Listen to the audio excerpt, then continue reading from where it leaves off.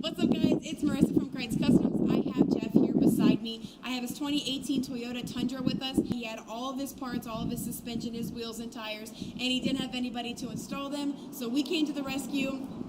We got him in right away, and we got his truck built for him. We put some Fox shocks on there, 3-inch Fox shocks with reservoirs. And we also did fuel vectors, 18x9s, and Nitto ridge grapplers. Size is a 295/70/18. So this is a great looking Tundra. We also did the rough country fender flares as well. So this is a great, tough looking Tundra. It's a great mix between off-roading, classy looking styles. If you could just give a little insight on how your deal was with Krietz Customs. You were amazing. Customer service was over the top, which is really, really great. The truck turned out just so much better than I ever even thought. I can't tell you how happy I am with it. It's awesome.